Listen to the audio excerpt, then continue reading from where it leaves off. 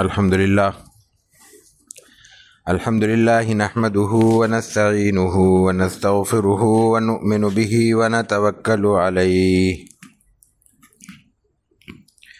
ونعوذ بالله من شرور أنفسنا ومن سيئات أعمالنا من يهده الله فلا مضل له ومن يضلله فلا هادي له ونشهد أن لا إله إلا الله وحده لا شريك له ونشهد أن سيدنا وسندنا وحبيبنا ومولانا محمدا عبده ورسوله صلى الله تعالى على خير خلقه وبارك وسلم تسليما كثيرا كثيرا.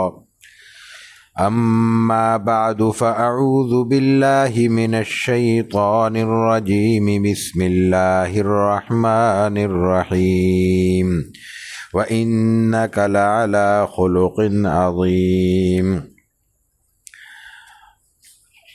قال الترمذي حدثنا سويد بن نصر قال حدثنا عبد الله بن المبارك عن سعيد بن أياس الجزري عن أبي نضرة عن أبي سعيد الخدري رضي الله تعالى عنه وعنهم قال كان رسول الله صلى الله عليه وسلم إذا استجد ثوبا سماه باسمه إمامة أو قميصا أو رداء ثم يقول اللهم لك الحمد كما كسوتنيه أسألك خيره وخير ما صنع له وأعوذ بك من شره وشر ما صنع له.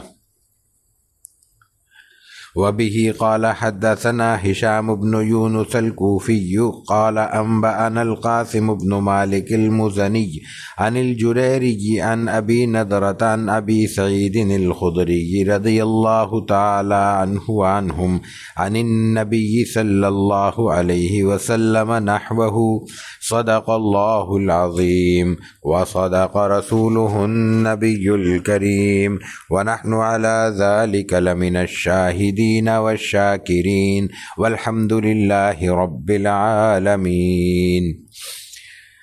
یہ ہمارے اس معنی سلسلے کی 71ویں نشست ہے اور گزشتہ چند ہفتوں سے چند مہینوں سے ہم نے شمائل ترمذی کا جو سلسلہ شروع کیا ہے اس سلسلے کی یہ 5ویں نشست ہے. شمائل ترمذی کا تعارف ہم پیش کر چکے ہیں کہ رسول اکرم صلی اللہ علیہ وسلم کی احادیث کے حوالے سے اور سیرت کے حوالے سے یہ ایک منفرد مجموعہ ہے جو حدیث کا مجموعہ بھی ہے اور سیرت کا بھی، اور جس میں جناب رسول اللہ صلی اللہ علیہ وسلم کے ذاتی کوائف اور آپ کی زندگی کا عملی نمونہ ہمارے سامنے آتا ہے کہ آپ سوتے اور جاگتے کیسے تھے، کھاتے اور پیتے کیسے تھے، پہنتے اور اوڑھتے کیسے تھے. تو یہ تمام چیزیں اس میں زیر بحث آ رہی ہیں. جو اس وقت ہمارا باب چل رہا ہے وہ باب اللباس ہے. یہ رسول اللہ صلی اللہ علیہ وسلم کے لباس کے حوالے سے تفصیل اس کا کچھ تقریباً نصف حصہ گزشتہ درس میں آ چکا ہے. اس کے بعد کی احادیث ہم آج انشاءاللہ شروع کر رہے ہیں. پہلی روایت امام ترمذی رحمہ اللہ کی سوید بن نصر سے ہے. ان کے استاد عبداللہ ابن مبارک ہیں. عبداللہ ابن مبارک سعید بن ایاس سے، وہ ابو نضرہ سے، ابو نضرہ حضرت ابو سعید خدری رضی اللہ تعالیٰ عنہ سے نقل کرتے ہیں. کیا کہتے ہیں؟ کانا رسول اللہ صلی اللہ علیہ وسلم، رسول اللہ صلی اللہ علیہ وسلم جب کوئی نیا کپڑا پہنتے تو سماہ باسم، اللہ کا نام لیتے تھے اور اللہ کا شکر ادا کرتے اللہ نے پہنایا ہے. مطلب اس کپڑے کی نسبت اللہ کی طرف کرتے تھے.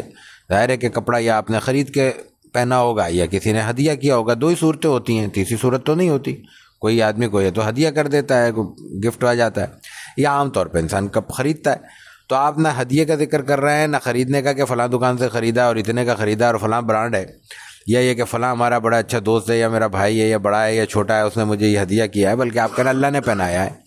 اس لیے کہ الٹیمیٹلی جو بھی نیکی ہے اور جو بھی اچھائی ہے اور جو بھی خوبی ہے وہ اللہ ہی کی طرف لوٹنی ہے. اگر کسی نے ہدیہ کیا ہے تو اس کے دل میں کس نے ڈالا؟ اللہ نے ڈالا. بازار سے لیا تو وہ چیز ہمیں کیسے میسر آئی؟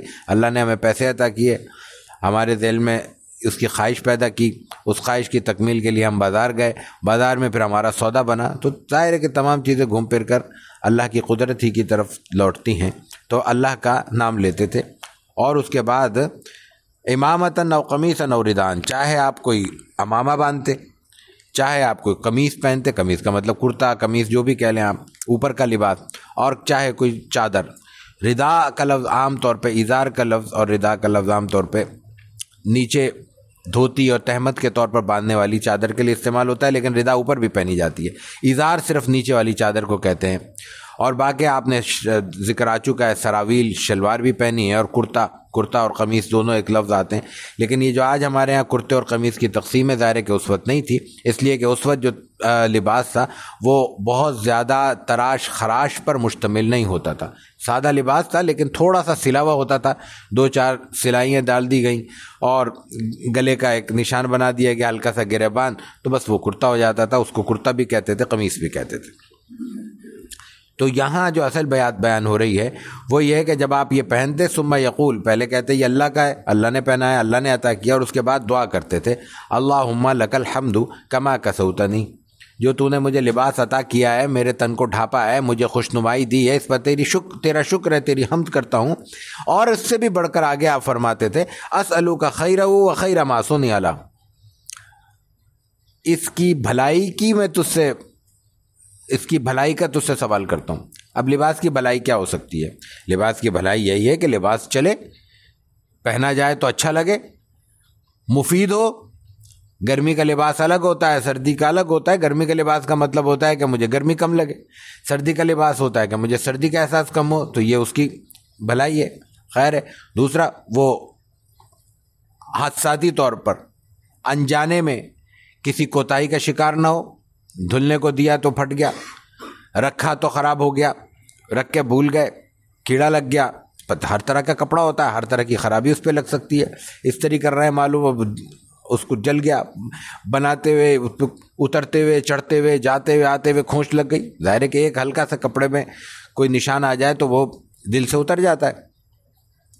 تو ہر طرح کی بھلائی آپ علیہ الصلوۃ والتسلیم نے محض کپڑا پہننے پر بھی مانگی ہے۔ تصور کیجئے کہ جو انسانی زندگی کا وہ پہلو ہے جس میں ہمیں ہر وقت بھلائی کی ضرورت ہے، اس میں ہمیں اللہ سے کتنی بھلائی مانگنی چاہیے، ایک بات۔ دوسری بات، وخیر ما صنع لہ، جو کچھ جس کام کے لیے بنایا گیا اس کی خیر۔ کپڑا کس لیے بنایا گیا؟ انسان کے تن کو ڈھانپنے کے لیے، انسان کے ان حصوں کو چھپانے کے لیے جن کو کھولنا معیوب ہے، شرعاً بھی معیوب ہے، اخلاقاً بھی معیوب ہے۔ بہت سی چیزیں سطر میں شامل نہیں ہوتی، لیکن اگر کوئی اس طرح کا لباس پہن کے آ جائے اور ماحول اس انداز کا نہ ہو تو برا لگتا ہے، اس آدمی کو خود بھی فیل ہو رہا ہوتا ہے کہ میں نے کوئی غلطی کر لی۔ یہ تو بڑے معزز قسم کے لوگ بیٹھے ہیں یہاں، تو مجھے ذرا کپڑے احتیاط کے پہن کے آنے چاہیے تھے۔ اسی طرح پھر لباس کی تو اب ڈریس کوڈ کا جو تصور ہے دنیا بھر کا، وہ تو ہمیں بہت ساری احتیاطیں بتاتا ہے، اسی نوعیت کی احتیاطیں شریعت نے بھی بتائی ہیں۔ اب ہمارے ہاں کتنے ہی کلب ایسے ہیں، جیم خانہ اور فلاں اور فلاں، حمام لباس میں نہیں جا سکتے، حتیٰ کہ لباس بڑا معقول پہنا ہوا ہو اور صرف پیر میں چپل پہن کے چلے جائیں، نہیں داخل ہونے دے گا کوئی ہمیں، اور اس پہ ہمیں کوئی اشکال بھی نہیں ہوتا، کوئی سوال پیدا نہیں ہوتا۔ سوال پیدا ہوتا ہے تو اس لیے کہ مسجد میں آتے ہوئے یہ کیوں کہا جا رہا ہے کہ جناب ذرا طریقے کا لباس پہن کے آؤ، سوال اس وقت پیدا ہوتا ہے، وہاں پیدا نہیں ہوتا کہ بھائی میں نے اگر اپنی سہولت کے لیے کوئی بند جوتے نہیں پہنے، سینڈل نہیں پہنے اور میں چپل میں چلا گیا تو کیا پرابلم ہے بھائی؟ کپڑا تو میں نے سکون کے پہنے ہوئے، اطمینان کے پہنے ہوئے۔ اگر میں نے کوٹ نہیں پہنا ہوا تو کیا ہے، اتنی گرمی میں کیوں پہنوں کوٹ بھائی میں؟ نہیں صاحب، اندر داخل ہونے کے لیے کوٹ پہننا شرط ہے، مانگ کے پہن لیں، اندر داخل ہو جائیں مانگ کے ایک دفعہ، ورنہ نہیں بیٹھ سکتے۔ یہ ہے کلچر، یہ تو ڈریس کوڈ کا ایک تصور ہے۔ جس حدود میں ہم جا رہے ہیں اس حدود میں اس کا انتظام کرنے والوں نے کوئی ضابطے مقرر کر دیے ہیں، وہ لاجیکل ہے، اللاجیکل ہے، آپ کے ذہن میں آتے نہیں آتے، نہ جائیں آپ۔ تو بھائی مسجد کا بھی ایک ضابطہ ہے، شریعت کا بھی ایک ضابطہ ہے، اسلام میں داخل ہونے کا بھی ایک ضابطہ ہے، اسلامی زندگی گزارنے کا بھی ایک ضابطہ ہے، اللہ تعالیٰ نے متعین کر دیا، اس کو ہمیں پورا کرنا چاہیے۔ پھر اس میں ایک اور شرط بھی اللہ تعالیٰ کی طرف سے، شریعت کی طرف سے موجود ہے، وہ یہ کہ انسانی معاشرے میں رہتے ہوئے انسانی معاشرت اختیار کرنی چاہیے۔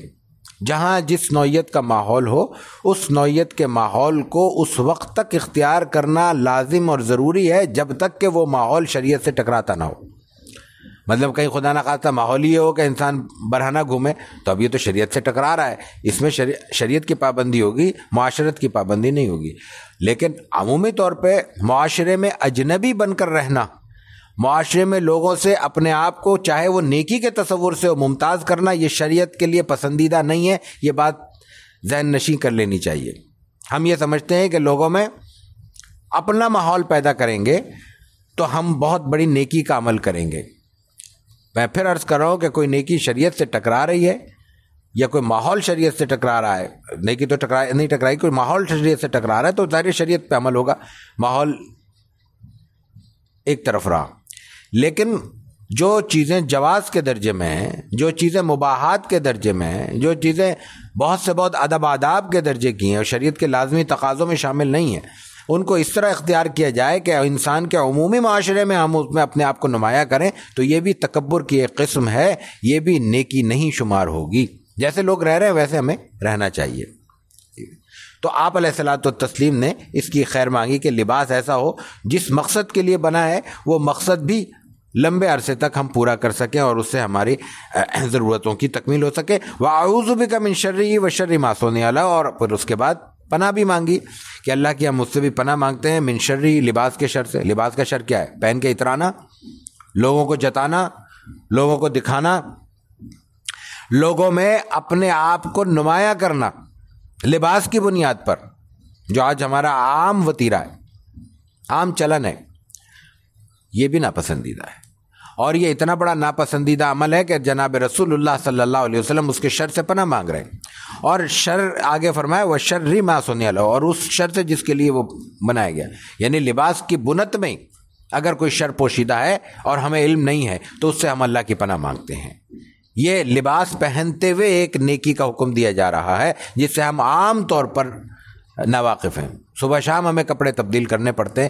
یاد رکھنے کی بات ہے, ہم میں سے کتنے افراد کو مجھ سمیت لباس بدلتے ہوئے اتارتے ہوئے نیا لباس, خاص طور سے نئے لباس کی بات ہو رہی ہے, اس دعا کا پڑھنا یا اس دعا کے مفہوم کا یاد رکھنا یاد رہتا ہے. دعا کی برکت یقیناً ان الفاظ میں زیادہ ہے جو بعینہ جناب رسول اللہ صلی اللہ علیہ وسلم سے ہم تک منتقل ہوئے ہیں. لیکن ہم جس کمزوری کے آخری درجے پر ہیں, ہمیں تو نماز جنازہ یاد نہیں ہے, دعا قنوت یاد نہیں ہوتی, تو ہم کہیں گے لباس پہننے اور لباس اتارنے اور جوتے پہننے اور کھانے اور پینے کی دعائیں ہمیں پورے اہتمام سے یاد ہوں گی. ٹھیک ہے, نہیں یاد کوئی بات نہیں, لیکن ان دعاؤں کا مفہوم تو ذہن میں موجود ہونا چاہیے. اب یہ اتنا سا مفہوم تو واضح ہو گیا, اب اس مفہوم کو ہی ذہن میں رکھ لیں اور آسان کر دیتے ہیں. اگر بالفرض یہ مفہوم بھی یاد نہ آ رہا ہو تو اتنی تو دعا کی جا سکتی ہے کہ اللہ, جو رسول اللہ صلی اللہ علیہ وسلم نے دعا مانگی ہے لباس پہنتے ہوئے, میں بھی وہ دعا کرتا ہوں. جن چیزوں سے پناہ مانگی ہے وہ بھی پناہ مانگتا ہوں, جن چیزوں کے خیر طلب کیے تو اس سے وہ بھی ہم خیر طلب کرتے ہیں. تو اس کے بعد تو پھر کوئی اور چیز نہیں بچتی, اور اس سے آسان عمل تو کوئی نہیں ہو سکتا. دوسری بات, جب میں نے پہلے بھی عرض کیا کہ لباس ایک چھوٹا سا زندگی کا عام معاملہ ہے جو ہر شخص کو ہر وقت کرنا ہے. آج کے معاشرے میں یہ ممکن نہیں ہے کہ کوئی آدمی مہینوں ایک ہی لباس پہنے گھومتا رہے. دیہاتوں میں بھی ہوتا ہوگا, کوئی وقت ایسا گزرا ہوگا. تو آج تو یہ عمل ہمیں گزارنا ہی ہے. اور پھر ہم جیسے لوگ دفتروں والے اور گھروں والے, ہمیں تو 2-3 دفعہ دن میں یہ عمل کرنا ہی پڑتا ہے. اس ماحول اور اس انداز کی زندگی گزارنے والوں کو جب اللہ تعالیٰ اتنی باریکی کے ساتھ یہ تلقین فرما رہا ہے, جناب رسول اللہ صلی اللہ علیہ وسلم یہ عمل بیان کر رہے ہیں, تو ہم عملی زندگی میں ہمیں اللہ کو یاد کرنے کے لیے کتنے مواقع درکار ہوں گے. ساری اس گفتگو سے جو نتیجہ نکلتا ہے واللہ عالم, یا جو احادیث کا مفہوم سمجھ میں آتا ہے, وہ یہ کہ انسان کو اللہ تعالیٰ بار بار یہ تلقین فرما رہے ہیں کہ بہانے بہانے سے اللہ کو یاد کرتے رہو. لیکن یاد رکھنے کی بات ہے, یہ اللہ کو یاد کرنے کا مطلب اللہ اللہ کہنا نہیں ہے, تسبیحیں پڑھنا بھی نہیں ہے. سیدھی بات ہے, اللہ کو یاد کرنا بھی اور تسبیح کی تاکید بھی اور ذکر اذکار کی تلقین بھی اس لیے ہے تاکہ ذہن میں اللہ تعالیٰ محفوظ ہو جائے, اور کوئی عمل کرتے ہوئے انسان کا ذہن کسی اور کی طرف نہ جائے, اللہ کی طرف جائے. کھاتے ہوئے اللہ کی طرف جب ذہن جائے گا تو کیا اس کے ذہن میں یہ نہیں آئے گا کہ یہ میں حلال کھا رہا ہوں یا حرام؟ پہنتے ہوئے یہ نہیں آئے گا کہ یہ میں درست پہن رہا ہوں یا غلط؟ کماتے ہوئے یہ نہیں آئے گا کہ میں یہ صحیح کما رہا ہوں یا غلط. میں گھر سے نکل رہا ہوں تو مجھے اللہ کو یاد کرنا ہے, گھر سے دعائیں پڑھتے ہوئے نکلنا ہے. تو وہ جب میں گھر سے نکلنے کی دعائیں پڑھوں گا تو کیا مجھے یاد نہیں ہوگا میں گھر سے نکل کس کام کے لیے رہا ہوں؟ میں تو اس لیے نکل رہا ہوں کہ جا کے میرے پاس ایک غلط قسم کا پلاٹ ہے, اس کی فائل بڑی مشکوک سی ہے, وہ میں نے کسی کو چپکانا ہے, یہ نیت کر کے نکل رہا ہوں. تو میری دعا کس کام کی؟ اللہ کو یاد کرنا کیا فائدہ مند.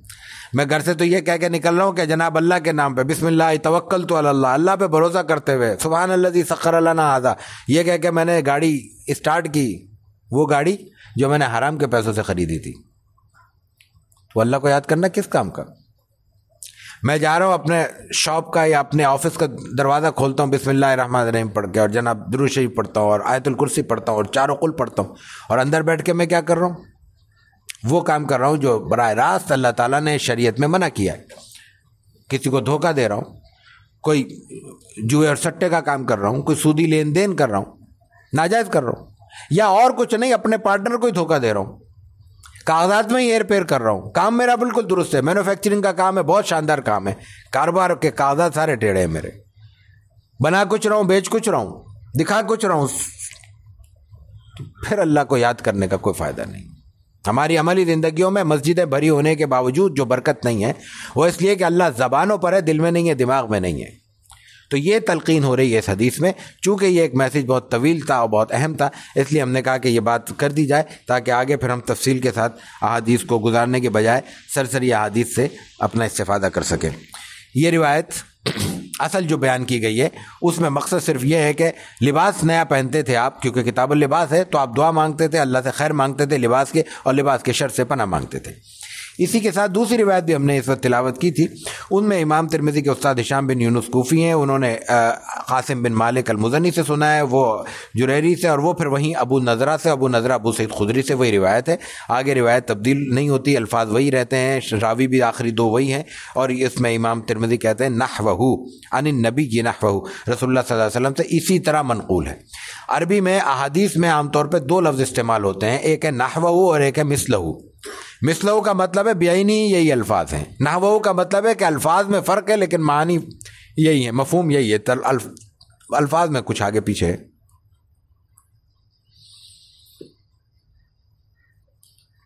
تو یہاں یہ بیان کر رہے ہیں امام ترمذی کہ یہ روایت اس سند سے بھی منقول ہے لیکن لفظوں کے فرق کے باوجود مفہوم یہی ہے.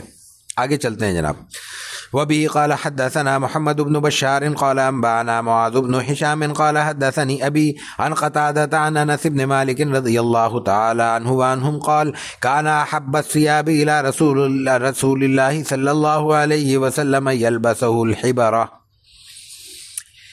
اب روایتیں کچھ اور طرح کی آ رہی ہیں, ان میں ہے کہ آپ کو یہ لباس پسند تھا, ایک میں ہے کہ آپ کو سفید لباس پسند تھا, ایک میں آپ کو چادر پسند تھی, ایک میں آپ کو سرخ لباس پسند تھا. ان الفاظ سے بظاہر لگتا ہے کہ آپ کو کون سی چیز پسند تھی, اس میں اشتباہ ہے, اور حدیث کی شرح کرنے والوں نے اس میں لمبی چوڑی بحثیں بھی کی ہیں. میرا خیال ہے کہ یہ ایسی بات نہیں ہے. ایک وقت میں ایک انسان کو 10 چیزیں بھی تو پسند ہو سکتی ہیں.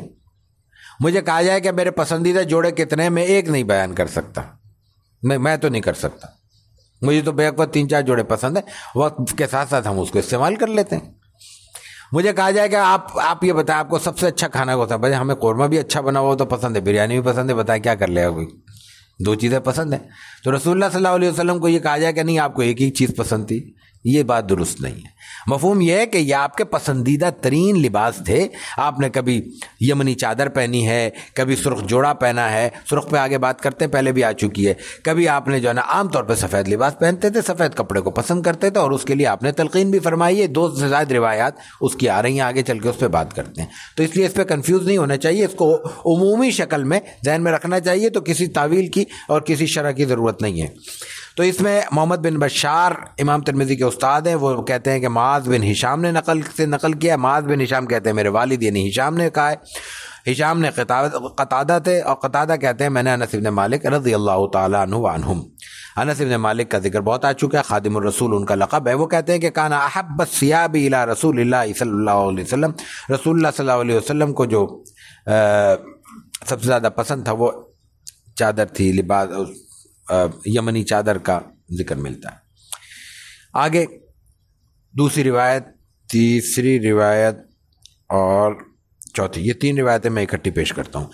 وبه قال حدثنا محمد بن غيلان قال أنبانا عبد الرزاق قال أنبانا سفيان عن عون بن أبي جحيفة نبي قال رأيت النبي صلى الله عليه وسلم وعليه حلة حمراء كأني ينظر إلى بريق ساقيه قال سفيان أراها حبرة۔ وبه قال حدثنا علي بن خشرم قال حدثنا عيسى بن يونس عن إسرائيل عن أبي إسحاق عن البراء بن عازب قال ما رأيت أحدا من الناس أحسن في حلة حمراء من رسول الله صلى الله عليه وسلم إن كانت جمته لتضرب قريبا من منكبي۔ وبه قال حدثنا محمد بن بشار قال حدثنا عبد الرحمن بن مهدي قال أنبأنا عبيد الله بن إياد عن أبيه عن أبي رمثة قال رأيت النبي صلى الله عليه وسلم وعليه بردان أخضران۔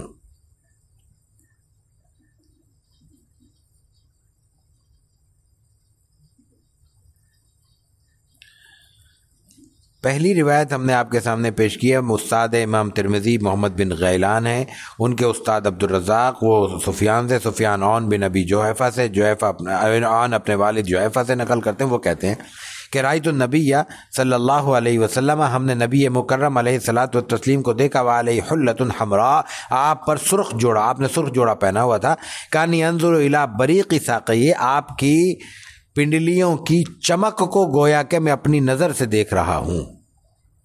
یہاں اب دو باتیں ہیں، حلہ حمراء اور بریق ساقی۔ سرخ رنگ سے آپ نے، مکمل سرخ رنگ سے آپ نے منع کیا ہے، اور اس کی بظاہر وجہ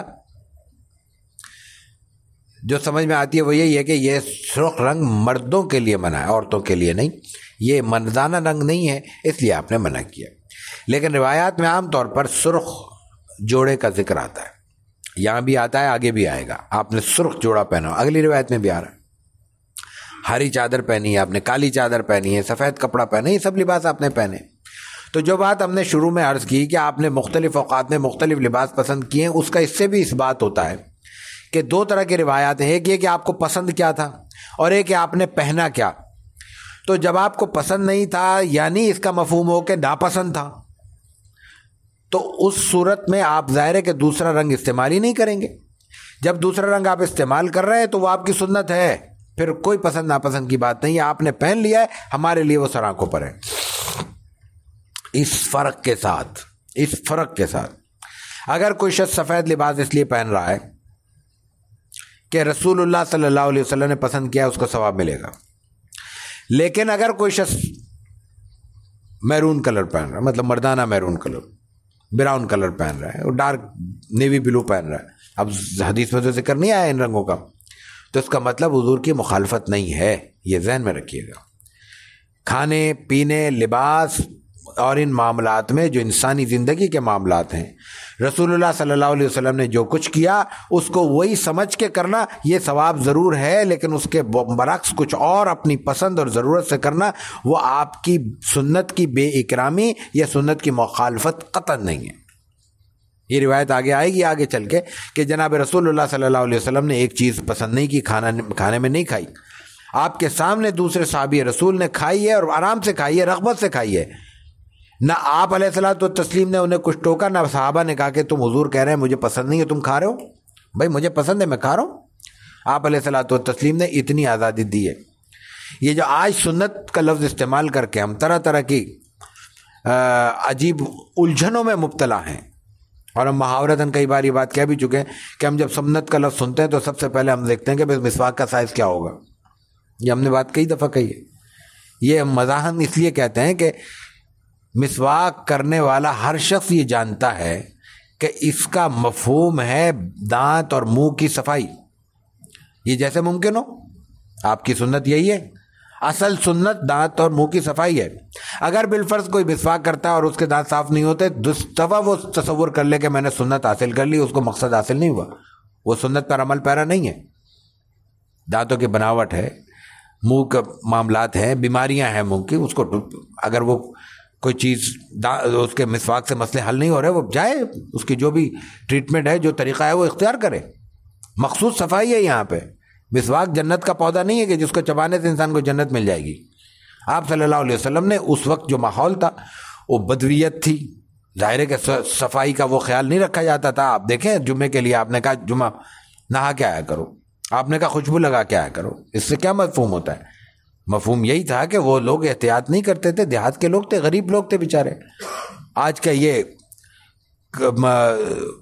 ایک مہذب اور باثروت ماحول میں لوگوں کا خوشبوؤں سے معطر ہو کے آنے کا ماحول تو نہیں ہو سکتا نا. ایک غریب ماحول میں چھوٹی سی مسجد ہے، شدید ترین گرمی ہے، موٹا لباس ہے، پانی میسر نہیں ہے، کیا کرے گا آدمی؟ اس ماحول میں آپ علیہ الصلوۃ والتسلیم نے تلقین کی. یہ تھوڑی فرمایا تھا کہ جمعے کے جمعے نہا لینا کافی ہے، انسان کو سہولت ہے اور گرم علاقہ ہے، 2 دفعہ نہائے، ضرورت پیش آ رہی ہے تو گرمی دور کرنی ہے، میل دور کرنی ہے. تو آپ علیہ الصلوۃ والتسلیم نے جو وہاں تلقین فرمائی وہ یہی تھی کہ انسان کو اپنے معاشرے کو، ماحول کو سمجھ کر پاکی اور صفائی کا خیال رکھنا چاہیے. تو یہاں بھی یہی تلقین ہو رہی ہے کہ جو آپ علیہ الصلوۃ والتسلیم کا اصل طریقہ ہے وہ یہ ہے. اور وہ طریقہ کیا ہے کہ آپ نے لباس میں آزادی دی ہے، اپنی پسند کا لباس پہنا جا سکتا ہے، اپنی تراش خراش پہ پہنا جا سکتا ہے. شرطیں کچھ عائد ہوتی ہیں. ایک کسی بھی مذہبی، کسی غیر مسلم قوم کا مذہبی شعار نہیں ہونا چاہیے. ہندو جوگیوں کا لباس نہیں پہننا پسندیدہ، وہ منع ہے. پوپ اور پادری کا لباس پہننا میری پسند نہیں ہے، نہیں وہ میں پہن کے یہاں بیٹھوں تو دور سے لگے کہ مسلمان ہے یا پادری ہے، یہ نہیں ہونا چاہیے. باقی لباس اور ساتر ہونا چاہیے، بہت خوش نما ہے، بہت برانڈڈ ہے، بہت مہنگا ہے، بہت صاف ستھرا ہے، لیکن اس سے جسم جھلک رہا ہے، مرد ہو یا عورت ہو، وہ لباس شریعت کیا پسندیدہ نہیں ہے. آپ کے برانڈ کتنا ہی اونچا ہو. اور اس کے علاوہ اگر ایک ساتر ہے، کوئی بھی پہنتا ہو، افریقہ کا لباس آپ پہن لیں، کوئی منع نہیں ہے. کیوں؟ اس لیے کہ جو کچھ ہم اسلام کے نام پر پہنے بیٹھے ہیں یہ بھی رسول اللہ صلی اللہ علیہ وسلم نے نہیں پہنا. تو جب آپ نے نہیں پہنا تو پھر اس کو کہیں کہ ہم سنت ہے، اور افریقہ کے لباس کو کہیں کہ وہ غیر سنت ہے، یہ تو سنت کے نام پر کھلواڑ ہوا نا. تو یہ شریعت نے کچھ تقاضے بتائے ہیں، حلال اور حرام کے تقاضے بتائیں، کھانے کے معاملے میں، پینے کے معاملے میں، اٹھنے بیٹھنے کے معاملے میں، یہ جو انسانی زندگی کے معمولات ہیں. اس لیے کہ شریعت چند گھنٹوں کے لیے نہیں آئی اور شریعت چند علاقوں کے لیے نہیں آئی. تو جب تک اس میں فلیکسیبلٹی نہیں ہوگی، اس میں ایک یونیورسل ایک کانسیپٹ پیدا نہیں ہوگا. دنیا ایک لڑی میں نہیں پروئی جا سکتی اتنی ضابطوں کی سختیوں کے ساتھ. اس لیے شریعت کا جو یہاں مفہوم ہے وہ چند تقاضوں کے ساتھ سب چیزیں جائز حدود میں موجود ہیں. اب دیکھیے روایت کا دوسرا پہلو. راوی کہتا ہے کہ میں نے آپ کو دیکھا کہ آپ نے سرخ جوڑا پہنا ہوا ہے، کأنی انظر الی بریق ساقی، آپ کی پنڈلیوں کی چمک کو گویا کہ میں اپنی آنکھوں سے دیکھ رہا ہوں. گویا کیوں کہا؟ آپ تو دیکھ رہے ہیں. نہیں، جب دیکھ رہے تھے جب تھوڑی کہا، جب بیان کر رہے تھے جب کہا. جب تو رسول اللہ صلی اللہ علیہ وسلم ان کے سامنے نہیں ہے، لیکن ان کا تصور اس وقت حضور کے سامنے اتنا پختہ ہو گیا تھا کہ وہ کہہ رہے ہیں میں ایسا لگ رہا ہے جیسے میں دیکھ رہا ہوں آپ کی چمک، آپ کی ایڑی. ساقی، ساق کہتے ہیں پنڈلی کو. پنڈلی کی چمک کا لال جوڑے سے کیا تعلق؟ آپ صلی اللہ علیہ وسلم کے جسم اطہر کے ذکر میں شروع میں یہ روایت ابتدائی پہلی دوسری نشست میں گزر چکی ہے کہ آپ کی پنڈلیاں چمکتی تھی. یہ آپ کے جسم کے بناوٹ اور اس کے امتیاز کی اور اس کے حسن کی اور خوبی کی علامت تھی، یہ اپنی جگہ. لیکن یہ لباس اصل میں پنڈلیوں تک تھا، لمبا جوڑا تھا نا، نیچے تک جوڑا آپ نے پہنا ہوا تھا. اس جوڑے کے بعد پنڈلیاں ہیں، اس سے اوپر کا حصہ سارا چھپا ہوا ہے جسم لباس میں. تو جیسے ہی لال جوڑا کہیں ختم ہوگا اور پھر آپ کی پنڈلیاں ویسے ہی روشن اور چمکدار ہوں تو وہ کتنا چمکیں گی. تو وہ یہ بتا رہے ہیں کہ یہ لباس تھا اور اس کے ساتھ مجھے پنڈلیوں کی چمک محسوس ہو رہی تھی. یہ مفہوم معلوم ہوتا ہے یہاں کا. دوسری روایت علی بن خشرم سے، وہ روایت کرتے ہیں عیسیٰ بن یونس سے، عیسیٰ بن یونس اسرائیل سے، اسرائیل ابی اسحاق سے، ابی اسحاق برا بن عازب رضی اللہ تعالیٰ عنہ سے. وہ کہتے ہیں ما رأیت احدا من الناس، لوگوں میں نے، اچھا یہ روایت پہلے آ چکی ہے، یہاں صرف لباس کی مناسبت سے دوبارہ بیان کر رہے ہیں. میں نے کسی شخص کو رسول اللہ صلی اللہ علیہ وسلم سے زیادہ خوبصورت فی حلت حمراء نہیں دیکھا. سرخ لباس میں آپ سے زیادہ کسی کو خوبصورت نہیں دیکھا. ایک تو آپ کا اپنا حسن، پھر چہرے کی چمک اور وجاہت، اور پھر وہ سرخ جوڑا، اس سے وہ آپ کا حسن مزید نکھر آتا تھا. اس کی طرف اشارہ ہے. ان کانا جمعۃ لتضرب قریبا من کبئی، یہ ایک وقت کی بات کر رہے ہیں. یہ نہیں ہے کہ ہمیشہ آپ کو سرخ جوڑے میں دیکھا. اس کی وجہ یہ کہ آگے وہ بیان کر رہے ہیں کہ جب آپ کے بال کندھے تک پہنچے ہوئے تھے. ہم یہ بالوں کی بیان کرتے ہوئے وضاحت کرتے ہوئے یہ روایت پیش کر چکے ہیں اور اس کی تفصیل عرض کر چکے ہیں کہ آپ علیہ الصلوۃ والتسلیم نے عموماً بال رکھے ہیں اور وہ بال وقت کے ساتھ ساتھ چھوٹے بڑے ہوتے رہتے تھے. اور اس میں 3 روایتیں عام طور پر بیان ہوتی ہیں.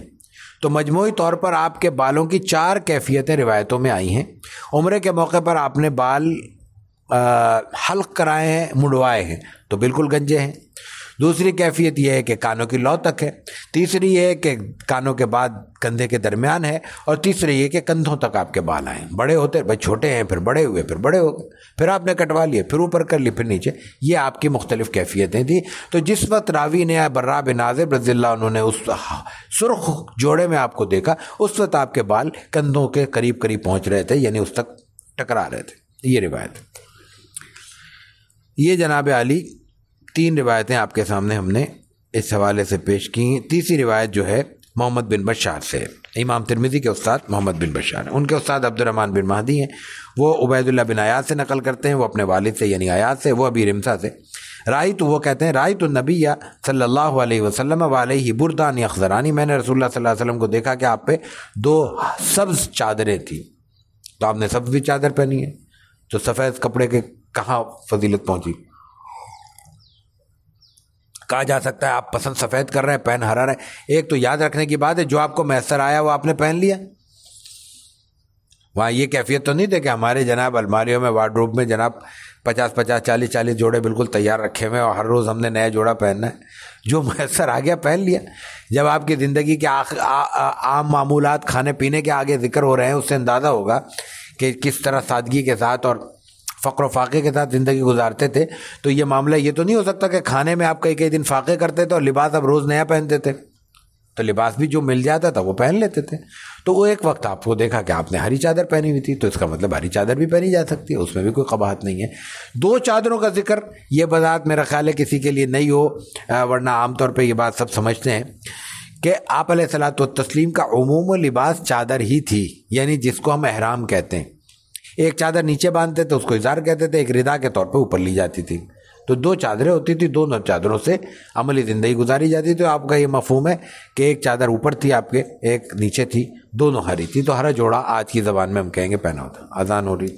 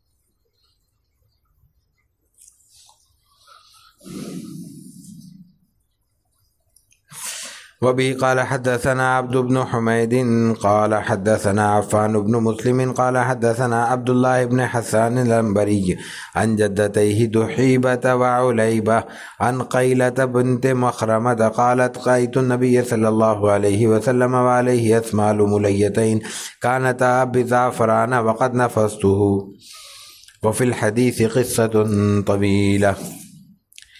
یہ ایک روایت ہے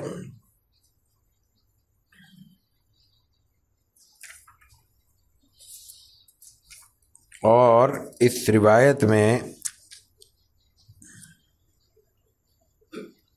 ایک قصہ بھی ہے. اس پہ پہلے بعد میں آتے ہیں، پہلے ایک روایت.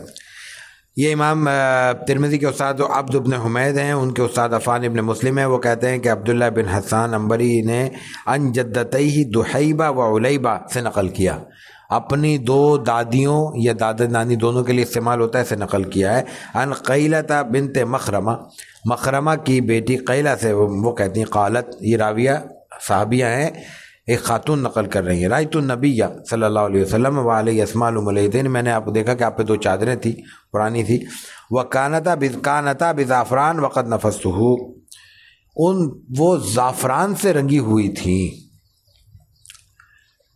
اور اس کا رنگ موجود تھا اس پہ، اس کے اثر ضائع ہو چکا تھا، ختم ہو چکا تھا خوشبو کا. زعفران سے رنگا جا سکتا ہے، کون رنگے گا تو سوال ہی نہیں پیدا ہوتا. دیکھنے کو میسر نہیں ہے تو کپڑے کون رنگے گا؟ اس سے اچھے رنگ بازار میں سستے موجود ہیں، تو کیا ضرورت ہے زعفران ضائع کرنے کی؟ وہ اس وقت کی بات ہے، وہ زعفران سے کپڑے رنگا کرتے تھے. لیکن زعفران کی خوشبو کو مردوں کے لیے مطلب اس رنگت کے ساتھ پسندیدہ نہیں سمجھا گیا، رنگ بھی ہو خوشبو بھی موجود ہو. تو یہاں یہ بیان کیا جا رہا ہے کہ رنگ باقی تھا، خوشبو اڑ چکی تھی. اور یہی ہوتا ہے کہ جب رنگا جائے تو خوشبو تھوڑی دیر میں کھلی جگہ میں زعفران رکھیں ویسے ہی اس کی خوشبو اڑ جائے گی. تو یہ بیان کیا جا رہا ہے کہ رنگ تو اس کا موجود تھا، خوشبو اس کی اڑ گئی تھی. بتانا صرف یہاں مقصود یہ ہے کہ رسول اللہ صلی اللہ علیہ وسلم نے زعفرانی رنگ کا کپڑا بھی پہنا ہے. زعفرانی رنگ یعنی پیلا رنگ ہلکا سا. اب وہ چاہے زعفران سے دیا جائے چاہے کسی اور طرح سے رنگ دیا جائے، وہ کپڑا استعمال کیا جا سکتا ہے.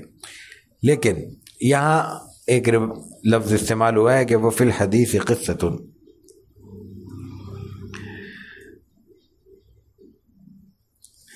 قصے میں تو ہم نہیں جائیں گے، وہ تفصیل ہے اور ظاہر ہے کہ وہ ہمارا موضوع بھی نہیں ہے، اسی لیے راوی نے چھوڑ دیا. لیکن ایک وضاحت عرض کر دیں، حدیث کی کتب میں روایات میں عام طور پر اس طرح کی تفصیل موجود ہوتی ہے کہ روایت مختصر کر دی جاتی ہے، جو وہاں بیان کی ضرورت ہے وہاں اس کے مطابق بیان کیا جاتا ہے، باقی چیزوں کو ترک کر دیا جاتا ہے. لیکن اس کے ساتھ یہ کہا جاتا ہے کہ وفی الحدیث قصۃ، تاکہ اگر کوئی تفصیل سے جاننا چاہے یا اس کو کوئی بات سمجھنے میں دشواری ہو تو مفصل روایت کی طرف مراجعات کر لے، وہ دیکھ لے اور یہ بات واضح ہو جائے کہ یہ روایت وہی ہے جس میں وہ تفصیل آ رہی ہے. کہیں ایسا نہ ہو کہ انسان کنفیوز ہو جائے کہ یہ کوئی اور بات ہے وہ کوئی اور موقع ہے، تو اس سے بھی بعض اوقات مفہوم کا فرق واقع ہو سکتا ہے یا الجھن پیدا ہو سکتی ہے. اس لیے اشارہ کر دیا جاتا ہے کہ یہاں پہ کوئی بات اور بھی تفصیلی موجود ہے جس کو ہم نے یہاں اس لیے بیان نہیں کیا کہ اس کا یہاں محل نہیں ہے. جو بات یہاں لباس کی ہو رہی ہے لباس کی بات کر دی، تو اس لیے یہ وفی الحدیث قصۃ عام طور پہ اور جگہ پہ بھی بیان ہو سکتا ہے، تو اس کا مفہوم ذہن میں رہنا چاہیے. وبه قال حدثنا قتيبة بن سعيد قال حدثنا بشر بن المفضل عن عبد الله بن عثمان بن قيس عن سعيد بن جبير عن ابن عباس رضي الله تعالى عنهم قال رسول الله صلى الله عليه وسلم عليكم بالبياض من الثياب ليلبسها أحياؤكم وكفنوا فيها موتاكم فإنها من خيار ثيابكم. وبه قال حدثنا محمد بن بشار قال حدثنا عبد الرحمن بن مهدي قال حدثنا سفيان عن حبيب بن أبي ثابت عن ميمون بن أبي شبيب عن ثمرة بن جندب قال قال رسول الله صلى الله عليه وسلم البسوا البياض فإنها أطهر وأطيب وكفنوا فيها موتاكم. اس روایت میں سفید کپڑے کی بات ہے. نبی مکرم علیہ الصلوۃ والتسلیم سے پہلی روایت امام ترمذی کے استاد قتیبہ بن سعید نقل کرتے ہیں بشر ابن مفضل سے، وہ عبداللہ ابن عثمان بن خثیم سے، وہ سعید ابن جبیر سے، سعید ابن جبیر ابن عباس رضی اللہ تعالی عنہما سے قال، ابن عباس فرماتے ہیں کہ رسول اللہ صلی اللہ علیہ وسلم نے فرمایا علیکم بالبیاض،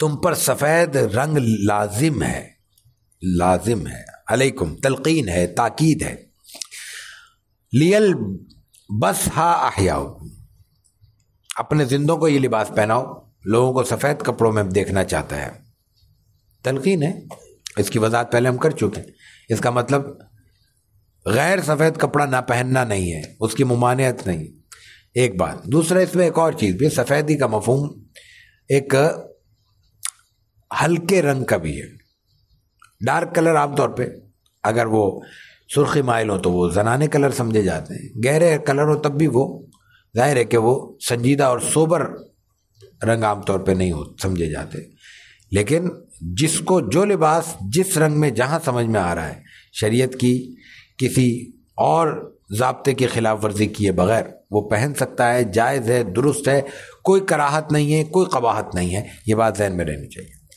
تو آپ نے تلقین فرمائی، تاکید فرمائی ہے، زیادہ ترغیب دی ہے، زیادہ بہتر سمجھا ہے آپ نے، بس کہ علیکم بالبیاض من الثیاب، کپڑوں میں سفید رنگ کو لازم کرو، اپنے زندوں کو وہ پہناؤ اور اپنے مردوں کو اس میں کفن دو۔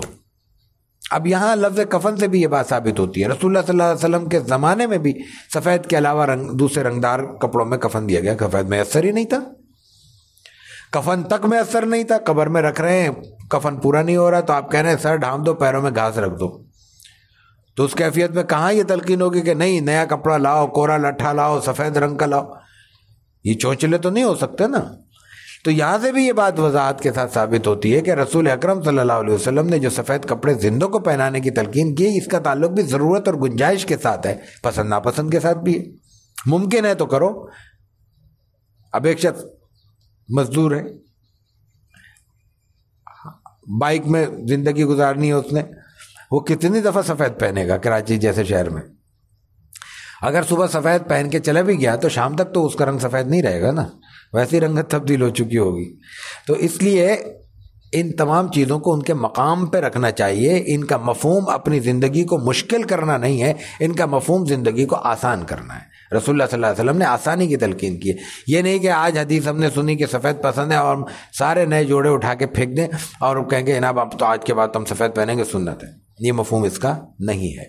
میسر ہے، سہولت ہے، سفید کو استعمال کرے، پسند ہے، کوئی مجبوری ہے، ضرورت ہے، جس طرح ضرورت پوری ہو رہی ہے اس کو پورا کریں۔ یہی معاملہ کفن کا ہے، عام طور پہ یہی دیا جاتا ہے، نیا میسر ہو پھر کیا کریں، تو جہاں دے سکتے ہیں دے دیں۔ فَإِنَّا مِنْ خِيَارِ ثِيَابِكُمْ، اس لیے کہ یہ کپڑوں میں سب سے اچھا کپڑا ہے، پسندیدہ ہے، یہ آپ علیہ الصلوۃ والتسلیم نے فرمایا۔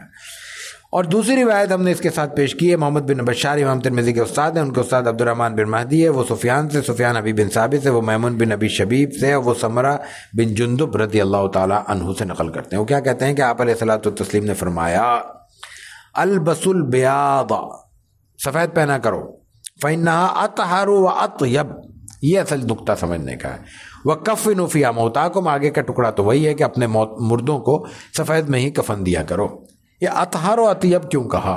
اطہر کا مطلب زیادہ پاکیزہ، طہارت، اطہر طہارت سے، اطیب زیادہ اچھا اور خوشبو کے لیے طیب، طیب سے آتا ہے زیادہ پسندیدہ، زیادہ اچھا، خوشنما، یہ کہہ لیجیے۔ اس لیے کہ سفید کپڑا کسی بھی دوسری رنگت اور خاص طور پر برائی کو یا گندگی کو ایک لمحے برداشت نہیں کرتا، بہت ہلکا سا نشان بھی ہوگا تو بہت نمایاں ہوتا ہے سفید کپڑے میں۔ اس لیے اطہر کہا گیا کہ ہم نے کوئی رنگین کپڑا پہنا، گزر رہے ہیں سڑکوں سے، چھینٹے پڑ گئے، گھر آ کے دیکھیں گے ہمیں نشان نہیں محسوس ہوگا، پتہ نہیں چلے گا، ہم کہیں گے مطمئن ہو جائیں گے کہ نہیں یار کپڑے صاف ہیں، نشان ہی نہیں ہے۔ اس کے برعکس جب سفید کپڑے پہن کے نکلے تو ہلکا سا چھینٹا بھی ہوگا، زمین سے اچھل کے اگر کپڑوں پہ لگے گا تو وہ نشان ضرور چھوڑے گا، تو ہم تھوڑا سا سنجیدہ بھی ہو جائیں گے اور اس طرف ہمیں تنبیہ بھی ہو جائے گی، ہم اس کو دھو لیں گے، تو ظاہر ہے پاکیزگی کے لیے، طہارت کے لیے سفید کپڑا ہمارے لیے مفید ثابت ہوا. یہ مفہوم ہے اس روایت کا. وبه قال حدثنا احمد بن منيع قال حدثنا يحيى بن زكريا بن ابي زائدة قال حدثنا ابي عن مصعب بن شيبة عن صفية بنت شيبة عن عائشة رضي الله تعالى عنها وعنهم قالت خرج رسول الله صلى الله عليه وسلم ذات غداة وعليه مرط من شعر اسود. احمد ابن منی امام ترمذی کے استاد ہیں، ان کے استاد یحییٰ ابن زکریا ہیں بن ابی زائدہ، ابن ابی زائدہ کے صاحبزادے یحییٰ بن زکریا. وہ نقل کرتے ہیں اپنے والد سے، یعنی ابن ابی زائدہ سے. وہ نقل کرتے ہیں مصعب بن شیبہ سے، وہ نقل کرتے ہیں صفیہ بنت شیبہ سے، اور صفیہ بنت شیبہ نقل کرتی ہیں حضرت عائشہ صدیقہ رضی اللہ تعالی عنہ سے. قالت خرج رسول اللہ صلی اللہ علیہ وسلم ذات غدات، ایک دن آپ ایسے نکلے کا مطلب اپنے حجرے سے روانہ ہوئے، گھر سے نکلے، مسجد کی طرف آئے، مسجد سے نکلے، باہر گئے، ان سب کے لیے خرجہ کا لفظ استعمال ہوتا ہے. علیہ مرطم من شعر اسود، آپ پہ ایک ایسی چادر تھی جو سیاہ بالوں سے بنائی گئی تھی. ابھی روایت میں بیان کیا جا رہا ہے آپ کو سفید پسند ہے، ابھی آپ ایک چادر اوڑھ رہے ہیں جو سیاہ بالوں سے بنائی گئی ہے. اس میں ایک چیز تو یہ خیال رکھنے کی ہے کہ وہ کپڑے تھے، یہ اوپر شال ہے. سیاہ بالوں کی چادر کا مطلب تہمت کے طور پہ باندھنا تو نہیں ہے نا، اوپر سے سرد موسم میں کوئی آپ نے شال لی ہوئی تھی یا ضرورت کے تحت لی ہوئی تھی. تو شال عام طور پہ رنگین اور گہرے رنگوں کی ہوتی ہے عام طور پہ.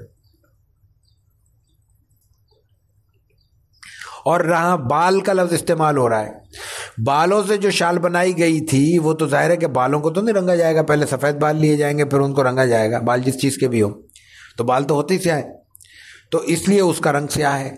یہ وہی بات کی ضرورت ہے، وہ پسند ہے، چوائس ہے، یہ ضرورت ہے. شال چاہیے گرمائش کے لیے، گرمی کے لیے، اپنے آپ کو سرد موسم یا ایسے باہر کی فضا سے بچانے کے لیے آدمی چادر لیتا ہے. تو وہ ظاہر ہے کہ وہ اگر بالوں کی بنی ہوئی ہے تو وہ زیادہ قیمتی ہوگی، تو وہ اس کوالٹی کا انحصار اس میٹیریل پر ہوگا جس سے وہ بنائی گئی ہے. وہ ہے ہی فطری طور پہ سفید رنگ کے علاوہ کسی رنگ میں، تو ظاہر ہے کہ اس کا رنگ وہی ہوگا. اس لیے اس میں کوئی اشکال پیدا نہیں ہونا چاہیے. آپ نے سیاہ رنگ بھی استعمال کیا ہے. وبه قال حدثنا يوسف بن عيسى قال حدثنا وكيع قال حدثنا يونس بن ابي اسحاق عن ابيه عن الشعبي عن عروة بن المغيرة بن شعبة عن ابي ان النبي صلى الله عليه وسلم لبس جبة رومية ضيقة الكمين. امام ترمذی کے استاد یوسف بن عیسیٰ ہیں، ان کے استاد وکیع ہیں، وکیع کے استاد یونس بن ابی اسحاق ہیں. وہ اپنے والد یعنی ابو اسحاق سے نقل کرتے ہیں، وہ شعبی سے نقل کرتے ہیں، شعبی نقل کرتے ہیں عروہ بن مغیرہ بن شعبہ سے، مغیرہ بن شعبہ کے بیٹے عروہ سے، عروہ نقل کرتے ہیں اپنے والد مغیرہ بن شعبہ سے. مغیرہ بن شعبہ رضی اللہ تعالیٰ عنہ راوی ہیں صحابی. وہ کہتے ہیں ان النبی صلی اللہ علیہ وسلم لبس جبۃ رومیۃ، آپ نے ایک رومی جبہ پہنا. روم اس وقت تک فتح نہیں ہوا، مسلمان ملک نہیں ہے. ضیقۃ الکمین، جس کی آستینیں تنگ تھیں. عام طور پر جبے آپ بھی آج بھی دیکھیں وہ کشادہ ہوتے ہیں، وہ ہل رہے ہوتے ہیں، بہت زیادہ نظر آتے ہیں. لیکن کوئی ایک شکل ایسی تھی، رومی وغیرہ ایسے پہنتے تھے جو تنگ تھا. وہ آپ کو لباس مل گیا، ظاہر ہے کہ آپ روم تو نہیں گئے، خریدا تو نہیں ہوگا، آپ کو گفٹ میں ملا ہوگا، یا وہاں بکنے آیا ہوگا آپ نے خرید لیا ہوگا، یا کسی نے آپ کو ہدیتاً دیا ہوگا، آپ نے وہ پہنا. تو ایک تو وہ مصنوعات کہاں کی ہے؟ غیر مسلم کی. آپ نے پہنا ہے، لباس ہے، پہنا جا سکتا ہے، کوئی قباحت نہیں ہے، کوئی تکلف نہیں ہونا چاہیے. شرط وہی ہے ایسی کوئی چیز نہ ہو جس سے حلال حرام کا معاملہ ہو. محسوس ہوتا ہے کہ اس میں حرام ہے تو نہیں پہنا جائے گا، نہیں محسوس ہو رہا تو بڑے بغیر شک کے خرید بھی لیا جائے گا، پہن بھی لیا جائے گا. دوسرا تنگ آستین ہے تو پہنے جا سکتی ہے. تھوڑی سی پریشانی ہوتی ہے بعض اوقات ایسے کپڑوں میں وضو وغیرہ کے لیے، ٹھیک ہے وضو کے وقت اتار دیں. جب جبہ ہے تو جبہ 24 گھنٹے پہنا ہی نہیں جاتا، کسی موقع محل کی مناسبت سے ہی پہنا ہوگا. ظاہر ہے کہ ہر وقت تو آدمی شیروانی پہن کے نہیں گھومتا نا، شیروانی میں وضو نہیں کر سکتا آدمی، کوٹ میں وضو نہیں کر سکتا، اتارنا پڑتا ہے. تو ظاہر ہے کہ آپ نے کوئی جبہ بھی اتار دیا ہوگا، اس میں کوئی اشکال اور سوال پیدا نہیں ہوتا. یہاں تک کتاب اللباس تھا امام ترمذی کا. آگے چھوٹا سا باب آپ علیہ الصلوۃ والتسلیم کے موضوع کے بارے میں ہے، پھر ایک نالین کے بارے میں ہے. تو کوشش کرتے ہیں نالین والا باب بھی پورا ہو جائے. اللہ مالک ہے. خف کی روایتیں 3 نقل کی ہیں امام ترمذی رحمہ اللہ نے، تینوں روایتیں ہم اکٹھی بیان کرتے ہیں. باب ما جاء في خف رسول الله صلى الله عليه وسلم وبه قال حدثنا حناد بن السري قال حدثنا وكيع عن دلهم بن صالح عن هجير بن عبد الله عن ابي بريده عن ابيه ان النجاشي اهدى للنبي صلى الله عليه وسلم خفين اسودين ساذجين فلبسهما ثم توضا ومسح عليهما. وبه قال حدثنا قتيبة بن سعيد قال حدثنا يحيى بن زكريا بن ابي زائده عن الحسن بن عياش نبی اسحاق عن شعبی قال قال المغیرة بن شعبة اهدى دحیة للنبی صلی اللہ علیہ وسلم خفین فلبسهما.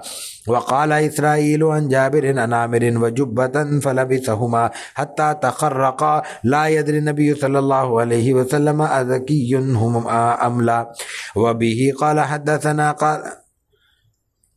قال ابو عیسیٰ و ابو اسحاق هذا هو ابو اسحاق الشیبانی و اسمہ سلیمان. یہ 2 ہی روایتیں ہیں، میں 3 سمجھا تھا. امام ترمذی باب فی ما جاء فی خف رسول اللہ صلی اللہ علیہ وسلم، آپ علیہ الصلوۃ والتسلیم کے خف کا باب بیان کر رہے ہیں. خف کہتے ہیں موزے کو. موزے وہ جو چمڑے کے ہوتے ہیں یا اور کوئی مختلف شکلوں کے آتے ہیں، جو مطلب یہ کہ عام طور پہ جس کے لیے شریعت کا حکم یہ ہے کہ وہ عام شخص 24 گھنٹے اور مسافر 3 دن تک اس پر مسح کر سکتا ہے. اس کا جو شرعی مسئلہ ہے وہ یہ ہے کہ وضو کر کے پاکی صفائی کی حالت میں اگر وضو کرنے کے بعد پہنے جائیں، وضو کرنے کا مطلب پورا وضو کر کے پیروں کو دھو کر موزے پہن لیے جائیں، تو اگر میں نے اب 12 بجے وہ پہنے 1 بجے پہنے تو میں کل 1 بجے تک اس پہ مسح کر سکتا ہوں، یعنی انہی کے اوپر صرف 3 انگلی یوں پھیر دوں تو مجھے اتارنے کی ضرورت نہیں.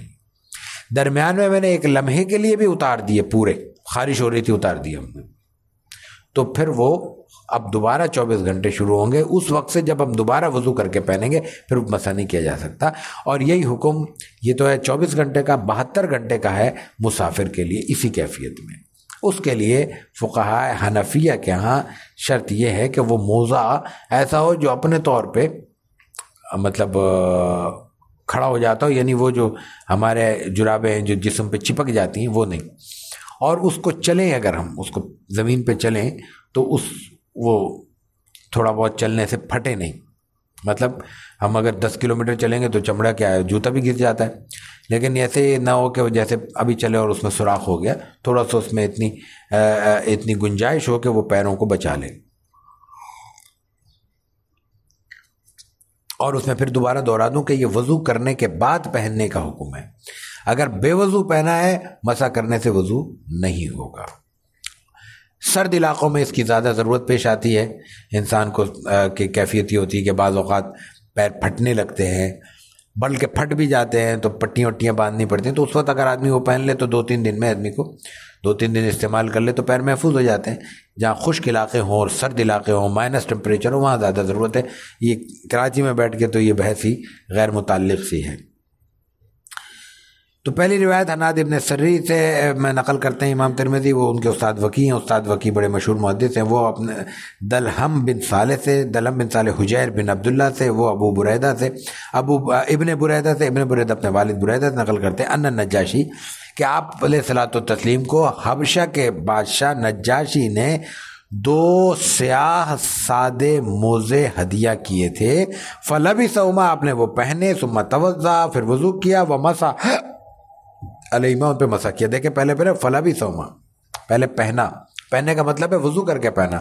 ثم توضا، پھر جب وضو ٹوٹ گیا یا وضو تازہ کرنے کی ضرورت پیش آئی، آپ کا خیال ہوا، ثم توضا، آپ نے وضو کیا، فمسح علیہما، پھر آپ نے مسح کیا. پہلے وضو کر کے پہنے ہیں، بے وضو حالت میں پہننے کے بعد اس پہ مزہ نہیں ہوتا. یہاں روایت میں آتا ہے کہ نجاشی نے، حبشہ کے بادشاہ نے آپ کو گفٹ بھیجا. حبشہ، آپ علیہ الصلوۃ والتسلیم نے ہجرت بھی کروائی تھی. ہجرت حبشہ مشہور ہے، مکی عہد میں 2 بار ہوئی. وہاں خط بھی لکھا تھا آپ نے، بعد میں بھی خط و کتابت ہوئی. ایک بادشاہ ان کا مسلمان بھی ہوا، اس کا ایک خط محفوظ بھی ہے، یعنی اصل شکل میں جو خط لکھا گیا تھا اس کا عکس محفوظ ملتا ہے ہمیں. وہ جو اس طرح کے 6 خطوط کے عکس ملتے ہیں رسول اللہ صلی اللہ علیہ وسلم کے، جو خطوط اصل شکل میں عکس محفوظ ہیں وہ 6 ہیں، اور وہ 6 کے 6 خطوط خطوط عادی اعظم کے نام سے والد صاحب کی کتاب میں محفوظ ہیں، عکس کے ساتھ، تفصیلات کے ساتھ، ہادی اعظم میں بھی موجود ہیں۔ تو انہوں نے، جیسے بادشاہوں کا طریقہ ہوتا ہے، آپ علیہ الصلوۃ والتسلیم بھی جب کسی کے پاس کوئی بھیجتے تھے، کوئی چیز ملاقات ہوتی تھی، وفد جاتا تھا، تو وفد آتا تھا تو آپ ان کو ہدایہ پیش کرتے تھے، اور ہدیہ پیش کرنے کی آپ کی روایت بہت مضبوط تھی۔ یہ تک ہوا ہے کہ کوئی وفد 400 افراد کا اگر آپ کے پاس آیا ہے تو آپ نے مدینے میں، جب حالات یہ آگے آ رہے ہیں معاملات، اس کیفیت میں بھی 400 کے 400 افراد کو آپ نے گفٹ دیے ہیں، ہدیہ دیا ہے، بغیر ہدیے کے واپس نہیں کیا، تحفے دیے سب اس وقت رسول اللہ صلی اللہ علیہ وسلم، اور ان کے لیے مسلمان ہونا شرط نہیں تھا۔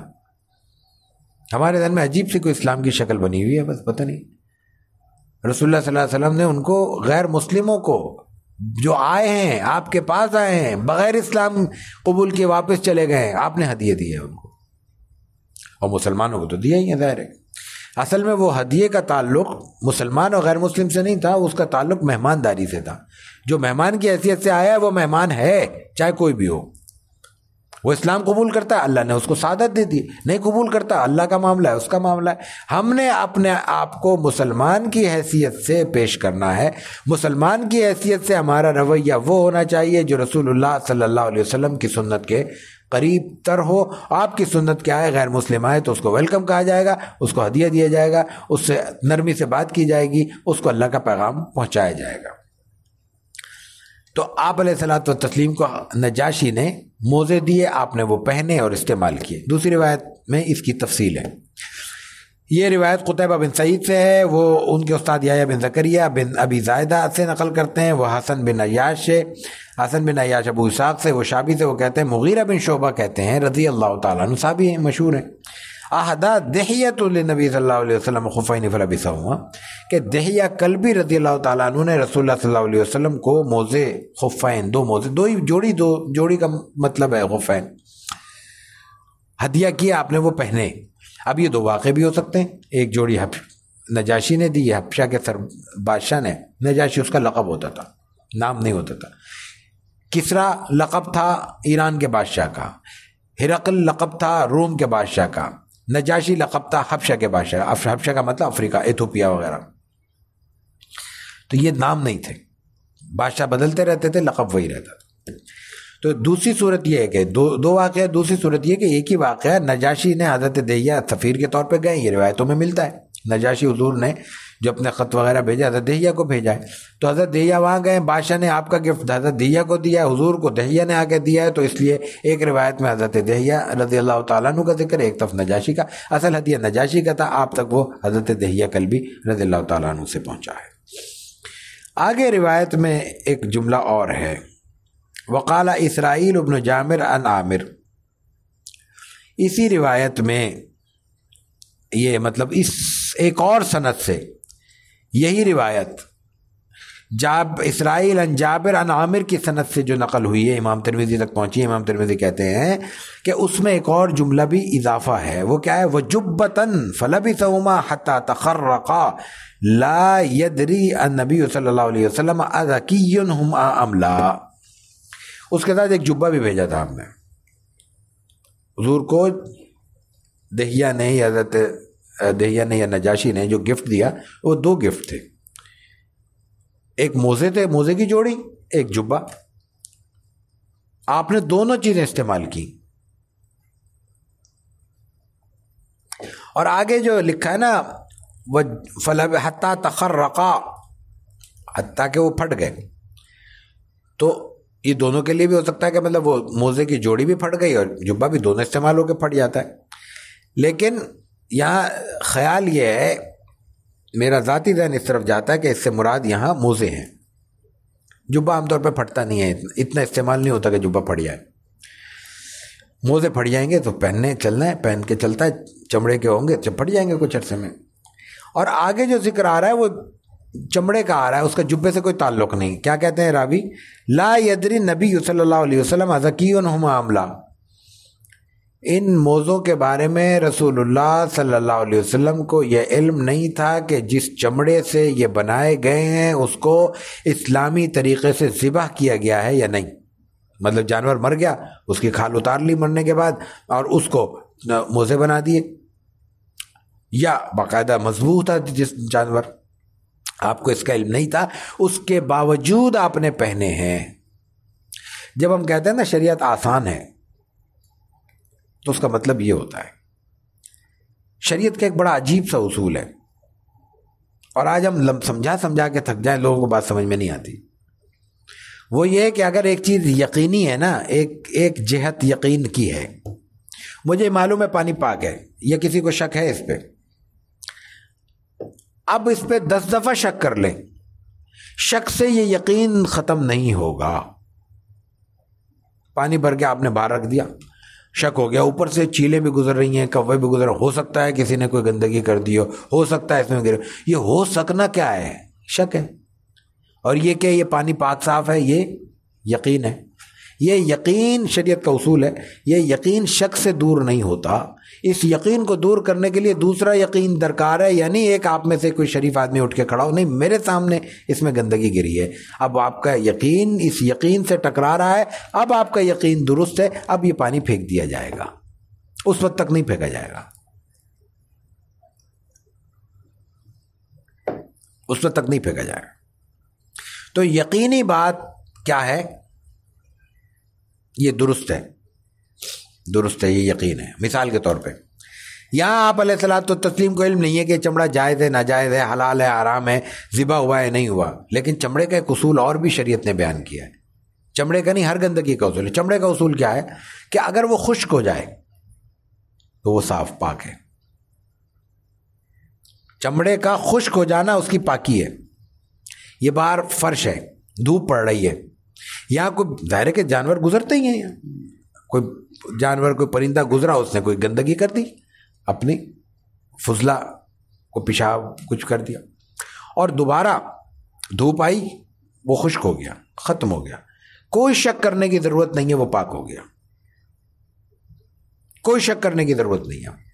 یہ دھونا پڑے گا، وہ دھونے کی ضرورت نہیں ہے، اس کو دھوپ پڑ رہی ہے، اس کا کیمیکل دھوپ کا ری ایکشن جو ہے نا اس کو پاک کر دے گا، صاف ہو جائے گا، شک کرنے کی ضرورت نہیں. لیکن ہمارا مزاج دو انتہاؤں پر ہے.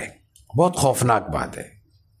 ایک انتہا ہے میں کچھ نہیں ہوتا، یہ حلال حرام ایسے ہی فضول بات ہے، تو جو چاہو کھاؤ، جو چاہو پیو، جو چاہو پہنو، جو چاہو فراڈ کرو، کوئی حلال حرام کی ایک طبقہ پرواہ نہیں ہے. ایک طبقہ اس کو حلال حرام کی اتنی پرواہ ہے کہ اس نے حلال ہی ختم کر دیے. اب اس درس کا مزاج الگ ہے، یہاں واقعات بیان نہیں کرتے، لیکن حلال حرام کی بات آئی اور یہ سمجھنے کی چیز ہے، اس لیے میں عرض کر دوں.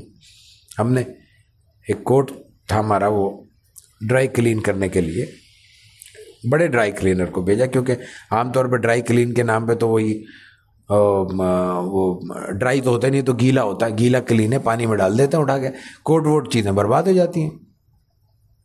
تھوڑا سا قیمتی تھا، ہم نے کہا ذرا احتیاط کر لیں، کچھ اور پیسے خرچ کر لیں، روز تو نہیں دھلتا. تو وہ میں کہیں سے گزر رہا تھا، کہیں جانا تھا مجھے، تو وہاں یہ اولڈ ایریا سے، تو وہاں سے میں نے اپنے گاڑی میں بھیج دی اپنے، میں نے کہا یار یہ دے دینا اس کو. جب وہ واپس کسی اگلے چکر میں لے کے آئے تو کہنے لگے وہاں جو صاحب تھے انہوں نے دیکھا، ہمارے ڈرائیور صاحب کو بھی دیکھا، کچھ انہوں نے سوال جواب کیے ہوں گے، ممکن ہے انہوں نے ہمارا کوئی کچھ تعارف کرا دیا. انہوں نے کہا کہ ان کو کہنا کہ ذرا نماز نہ پڑھے اس کوٹ میں. بھائی کیوں نہ پہنے؟ جب پہنے ہوئے میں کھڑا ہوں سردی کے موسم میں تو میں اس کو اتار کے کیوں پڑھوں گا؟ کہہ لگے ہم جس طرح دھوتے ہیں اس میں تو ہمیں نہیں پتا کہ اس میں اور کون سے کپڑے پاک ہیں ناپاک ہیں، تو اس لیے شک ہو گیا. اگر وہ کپڑے پہلے پاک تھے اور یقیناً پاک تھے، اس کو ناپاک کیا کیونکہ تصور بھی نہیں ہے، تو وہ دھلنے کے بعد ناپاک نہیں ہوئے. اس لیے کہ اس کا پاک ہونا یقینی ہے، ناپاک ہونا شک ہے، اور شک سے یقین دور نہیں ہوتا، یقین برقرار رہتا ہے. یہ یاد رکھنے کی بات ہے. اس لیے شک کو زندگی سے نکالنا چاہیے، اور خصوصاً مذہبی شک کو. دوسروں کے ایمان میں شک، دوسروں کی زندگی میں شک، دوسروں کے اعمال میں شک، دوسروں کے کپڑوں میں شک، دوسروں کے چال چلن اور اطوار میں شک، اور پھر اپنے اوپر شک۔ یہ جو نفسیاتی بیماریاں ہمارے اندر پیدا ہو رہی ہیں، یہ صرف شک کو پالنے کی وجہ سے پیدا ہو رہی ہیں۔ جو یقین ہے، نماز میں رکعت بھول جاتا ہے آدمی، ذہن انسانی الجھا ہوا ہے، اور آج کل کے مسائل نے تو ذہن کو ویسے ہی الجھا دیا ہے، تو اس وقت کیا کرنا چاہیے آدمی کو؟ اس میں شک کو دور کرنا چاہیے، یقین کو برقرار رکھنا چاہیے۔ 4 اور 3 میں شک ہوا ہے، 3 تو یقینی ہے، 3 یقینی ہے، 3 پڑھ لیں، چوتھی دوہرا لیں، ختم ہو گیا۔ 2 دفعہ کریں گے شیطان کا وسوسہ ویسے ہی ختم ہو جائے گا۔ اس کا مقصد 3 اور 4 میں الجھانا نہیں ہے، اس کو تو نماز سے دور کرنا مقصود ہے۔ انسان کہتا ہے یار مجھ سے تو نماز نہیں پڑھی جاتی، بھول جاتا ہوں۔ بھائی بھولنے کا نماز نہ پڑھنے سے کیا تعلق ہے؟ بھول جاتے ہو تو کوئی چیز تو یاد ہے نا، جو یاد ہے اس پہ جم جاؤ، جو بھول گئے اس کو دوہرا لو۔ اس سے زیادہ آسان شریعت اور کیا کرے گی؟ بہرکیف یہ بات چونکہ ذہن میں آ گئی تھی، میں نے کہا کہ میں عرض کر دوں۔ آگے باب طویل ہے، کیا کریں؟ پڑھ لیں؟ چلے بسم اللہ کرتے ہیں آگے۔ اللہ مالک ہے کوئی تفصیلی گفتگو نہیں آئی تو زیادہ لمبی بات ہے نہیں۔ باب ما جاء في نال رسول الله صلى الله عليه وسلم وبه قال حدثنا محمد بن بشار قال حدثنا ابو داود الطيالسي قال حدثنا حمام عن قتادة قال قلت لأنس بن مالك رضي الله تعالى عنه وعنهم كيف كان نال رسول الله صلى الله عليه وسلم قال لهما قبالان۔ یہ روایت، یہ باب امام ترمذی نے جو باندھا ہے یہ ہے حضور اکرم صلی اللہ علیہ وسلم کے نالین کے بارے میں۔ نال چپل کو کہتے ہیں۔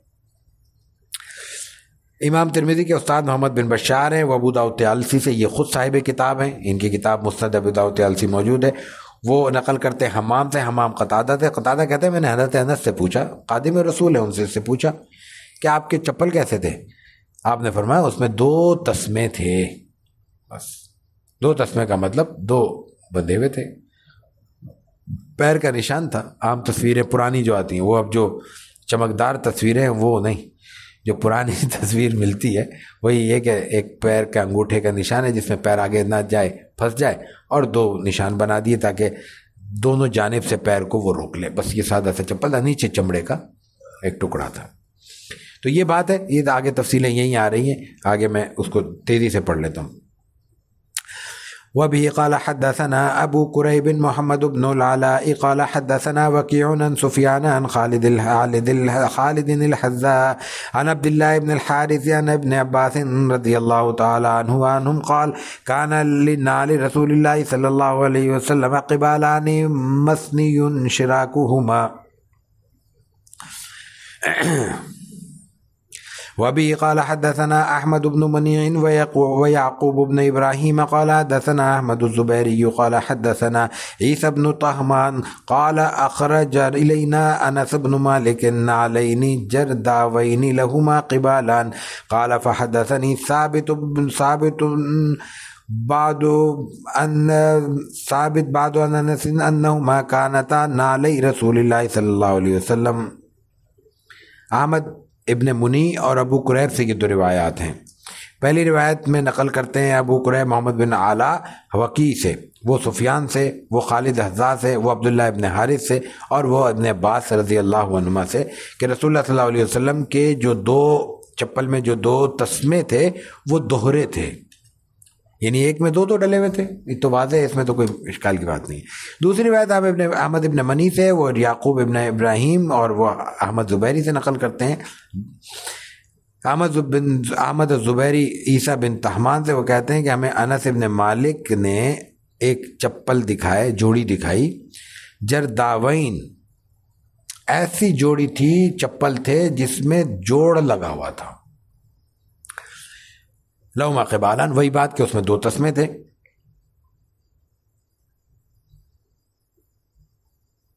اور وہ ایسے ہی ہے جیسے عام چپل پہنے جاتے ہیں۔ جرداوین کے 2 مفہوم ہیں، دونوں باتیں ہو سکتی ہیں۔ ایک تو یہ کہ اس میں ایک تو چپل ہے، ایک نیچے اس کے سول لگا ہوا ہے، نیچے کوئی اضافی ٹکڑا لگا ہوا ہے، اور ایک یہ کہ نہیں، وہ خراب ہو گیا، پھٹ گیا، ٹوٹ گیا، تو اس میں کہیں جوڑ لگا دیا۔ آدھا ٹکڑا خراب ہو گیا، دوسرا ٹکڑا جوڑ دیا، یعنی دو چمڑوں سے، چمڑے کے دو ٹکڑوں سے جوڑ کر بنایا گیا تھا، یہ مطلب ہے اس کا۔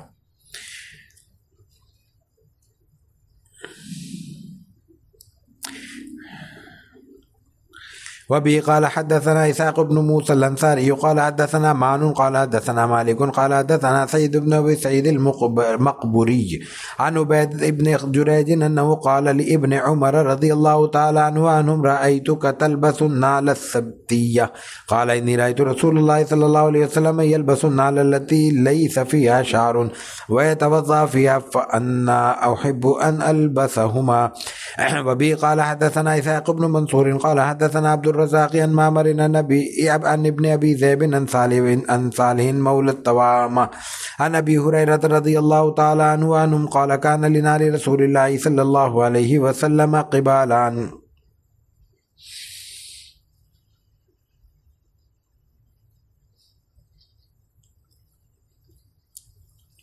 یہ جو دوسری پہلی روایت ہے یہ اسحاق بن انصاری سے ہے، ان کے استاد مان ہیں، مان نقل کرتے ہیں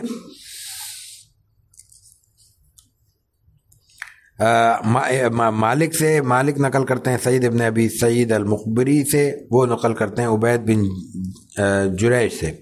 یہ جو ہے یہ نقل کرتے ہیں، یہ بیان کرتے ہیں ابن عمر سے، قال علی ابن عمر، میں نے رسول اللہ صلی اللہ علیہ وسلم ابن عمر رضی اللہ تعالیٰ عنہ سے پوچھا، ان سے کیا پوچھا؟ ان سے پوچھا کہ رأیتک تلبس النعل السبتیہ، میں نے آپ کو دیکھا ہے کہ آپ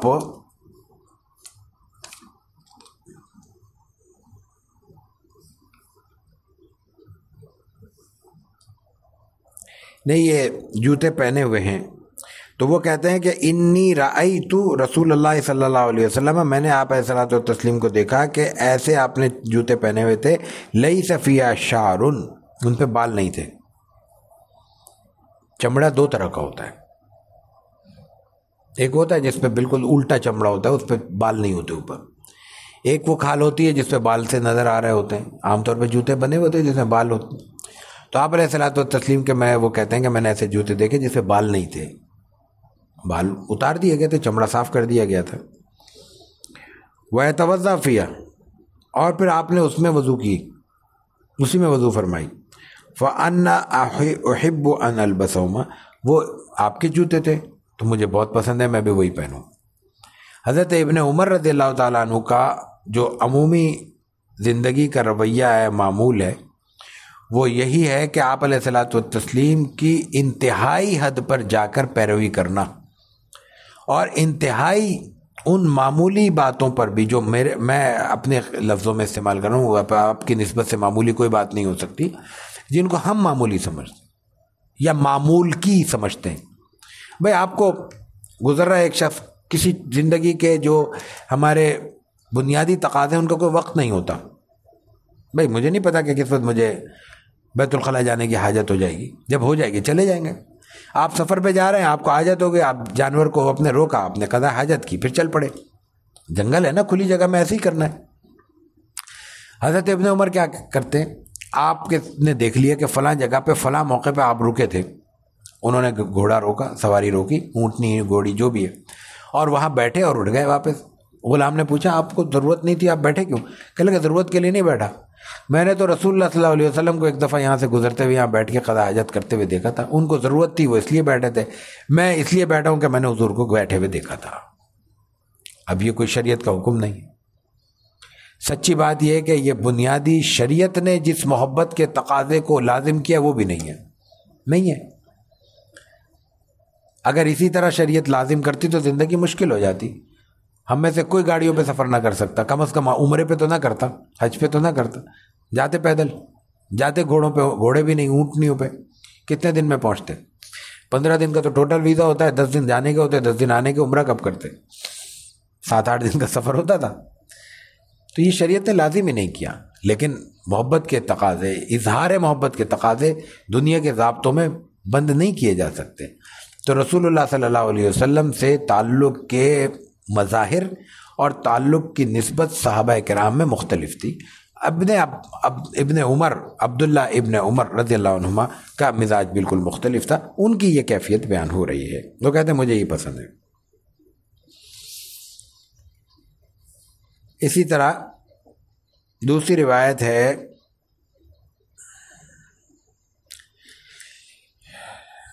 احمد ابن منی نقل کرتے ہیں ابو احمد سے، وہ سفیان سے، وہ سدئی سے،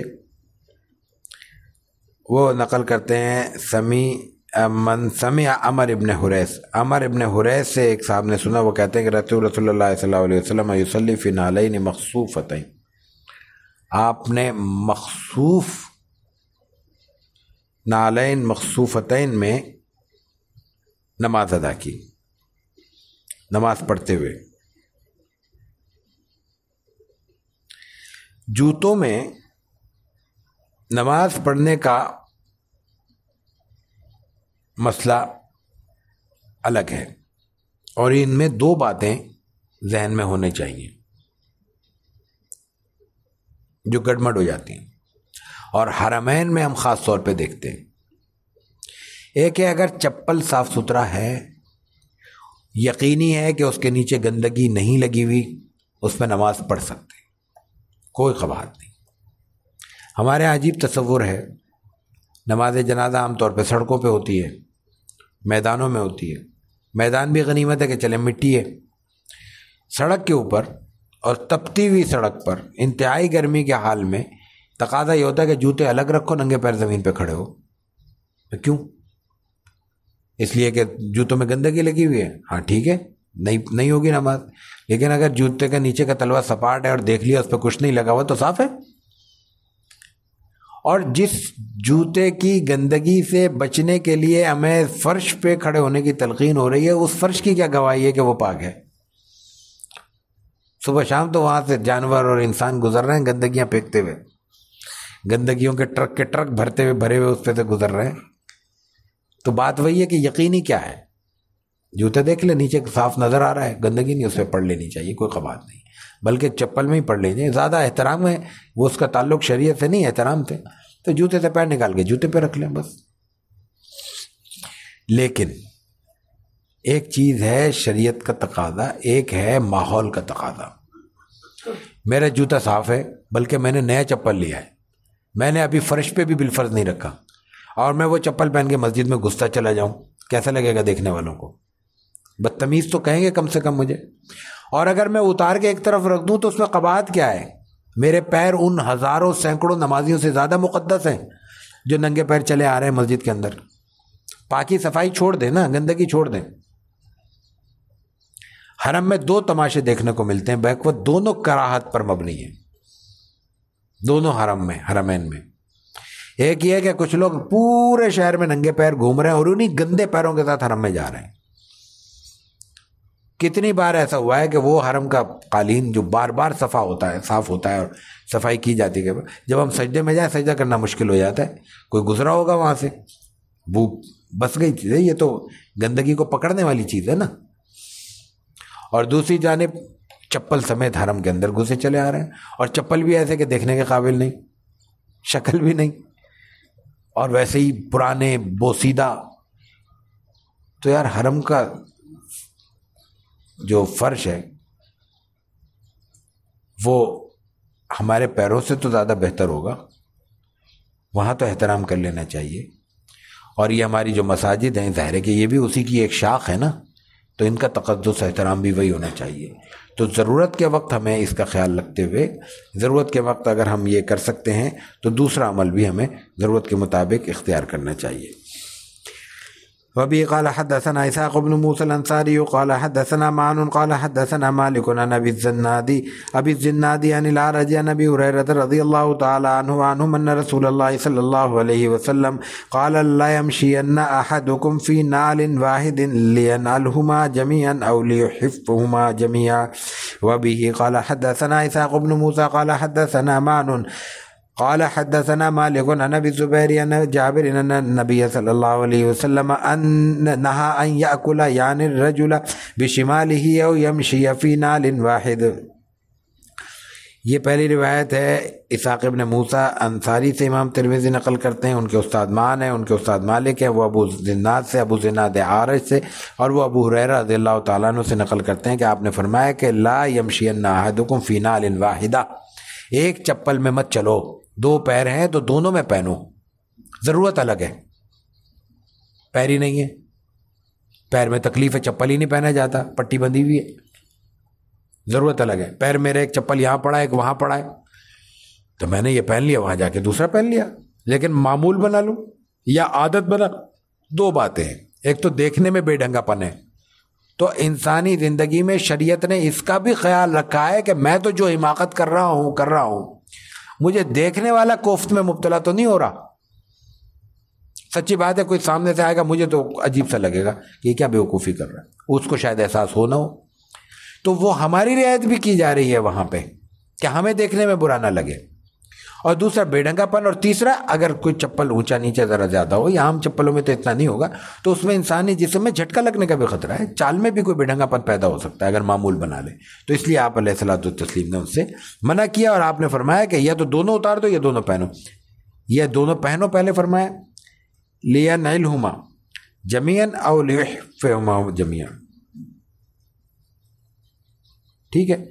دوسری روایت ہے امام ترمذی نقل کرتے ہیں اسحاق بن موسیٰ سے، وہ ایمان سے، وہ مالک سے، مالک ابو زبیر سے، ابو زبیر نقل کرتے ہیں حضرت جابر سے، جابر رضی اللہ تعالیٰ عنہ کہتے ہیں ان نبی صلی اللہ علیہ وسلم نہا ان یاکل یعنی الرجل بشمالی، آپ نے اس سے منع کیا کہ الٹے ہاتھ سے آدمی کھائے، یہاں بھی ضرورت کا معاملہ ہے، ہاتھ ہی نہیں ہے سیدھا، کھائے گا، ہاتھ میں تکلیف ہے، کھا سکتا ہے الٹے ہاتھ، لیکن معمول نہیں بنائے گا، ضرورت کے وقت کھا سکتا ہے، بلا ضرورت سیدھے ہاتھ سے ہی کھانا چاہیے۔ او یمشی فی نعل واحدہ، اور اس سے بھی منع کیا ہے کہ ایک چپل میں انسان چلے۔ وبه قال حدثنا قتيبة عن مالك وحدثنا إسحاق بن موسى قال حدثنا معن قال حدثنا مالك عن أبي الزناد عن الأعرج عن أبي هريرة رضي الله تعالى عنه أن النبي صلى الله عليه وسلم قال إذا انتعل أحدكم فليبدأ باليمين وإذا نزع فليبدأ بالشمال فلتكن اليمنى أولهما تنعل وآخرهما تنزع۔ یہاں دو روایتیں جمع ہو رہی ہیں سندن، امام ترمذی کے ایک استاد ہیں قتادہ جو مالک سے نقل کرتے ہیں، دوسرے استاد اسحاق بن موسیٰ ہیں جو مان سے نقل کرتے ہیں، پھر مالک سے نقل کرتے ہیں، ایک راوی زیادہ ہے، یہ دونوں جمع ہو جاتے ہیں جا کے مالک عن ابی الزناد، حضرت مالک پہ جمع ہو کے امام مالک پہ ابو زناد عارج سے نقل کرتے ہیں، وہ ابو ہریرہ رضی اللہ تعالیٰ عنہ سے ان نبی صلی اللہ علیہ وسلم قال، نبی مکرم علیہ الصلوۃ والتسلیم نے فرمایا اذا انتعل احدکم فلیبدأ بالیمین، چپل پہنو تو دائیں طرف سے پہنو۔ آپ علیہ الصلوۃ والتسلیم نے یہ تلقین فرمائی ہے اور اللہ تعالیٰ کی تبعیض کی ہے کہ اللہ تعالیٰ کو تیامن پسند ہے، یحب التیامن، دائیں طرف سے کرنا پسند ہے، تو چپل پہننا ہے تو دائیں ہاتھ سے پہنو، کھانا کھانا ہے تو دائیں طرف سے کھاؤ، لباس پہننا ہے تو دائیں طرف سے پہنو، کوئی چیز کسی کو پکڑانی ہے تو دائیں ہاتھ سے پکڑاؤ، یہ ہر چیز میں دائیں طرف سے کرنا پسند۔ لیکن وَإِذَا نَزَعَ فَلْيَبْدَأْ بِالشِّمَالِ، جب چپل اتارو تو الٹا پہلے اتارو، اس لیے کہ چپل پہننا خوشنمائی ہے، خوبصورتی ہے، اچھائی کی علامت ہے، تو اچھا کام دیر تک رہنا چاہیے، اتارتے ہوئے ادھر سے ترتیب شروع ہوگی، پہنتے ہوئے ادھر سے ترتیب شروع ہوگی۔ فَلْتَكُنِ الْيُمْنَى أَوَّلُهُمَا تُنْعَلْ، تو دایاں ہاتھ جو ہے نا پہننے میں آغاز اس سے کرنا ہے، اور وَآخِرُهُمَا تُنْزَعُ، اور آخر میں اس کو اتارنا ہے۔ جب پہننا ہے پہلا پہنیں گے سیدھا، اور جب اتاریں گے پہلے الٹا اتاریں گے پھر سیدھا اتاریں گے، تو سیدھے پیر میں زیادہ دیر تک چپل موجود رہنا چاہیے۔ یہ معمولی سی بات سمجھی جاتی ہے، لیکن ادب جب سکھایا جاتا ہے تو بنیادی بات دیکھنے کی یہ کہ یہ انسان کا مزاج بناتا ہے۔ جو شخص چپل پہننے میں دائیں طرف کا خیال رکھے گا، کیا کبھی وہ الٹے ہاتھ سے کھانا کھائے گا؟ اور جو کھانا کھانے میں الٹے اور دائیں کا سیدھے کا بڑے خیال رکھے گا، وہ کسی سے بات کرتے ہوئے کیا اس کا اہتمام نہیں کرے گا؟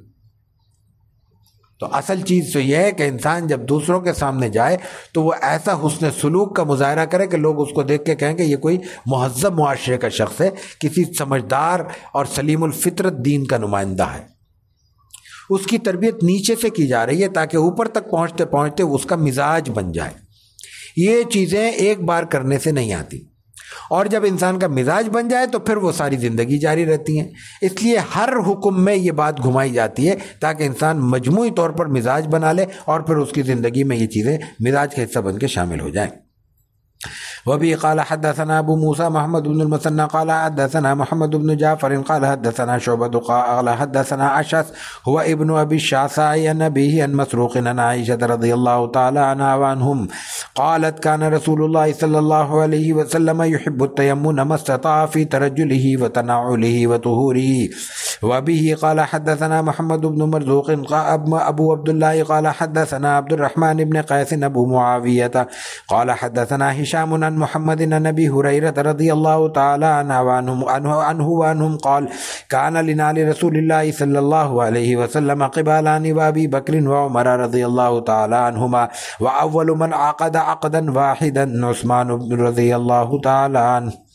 پہلی روایت امام ترمذی کے استاد ابو موسیٰ محمد بن مثنى ہے، ان کے استاد محمد بن جعفر ہیں، وہ شعبہ سے، شعبہ نقل کرتے ہیں اشعث سے، اشعث کا نام ابن ابی شعثاء ہے، وہ اپنے والد ابو شعثاء سے نقل کرتے ہیں، ابو شعثاء مسروق سے، مسروق نقل کرتے ہیں حضرت عائشہ صدیقہ رضی اللہ تعالی عنہا سے.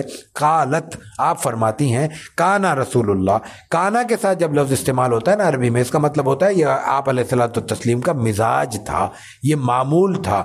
ایک کام جو آپ نے ایک بار زندگی میں کیا ہو اس کو کانا کے ساتھ بیان نہیں کیا تھا. کانا مطلب آپ یوں کرتے تھے، اور ایسے ہی آپ بیان کریں گے تو لبیسا، لبیسا کا معنی ہے آپ نے لباس پہنا، کانا یلبسو کا معنی ہے آپ لباس یوں پہنا کرتے تھے. تو یہاں کانا کے ساتھ بیان ہو رہا ہے کہ رسول اللہ صلی اللہ علیہ وسلم یحب التیمم مستطاع، یہاں دیکھیں مستطاع کا لفظ استعمال کیا، جتنی آپ کو طاقت تھی، جتنا آپ کے اختیار میں تھا، آپ دائیں جانب سے کام کرنے کو پسند کرتے تھے. یعنی اگر بغیر استطاعت کے کسی ضرورت کے تحت آدمی بائیں ہاتھ سے کرے تو جائز ہے.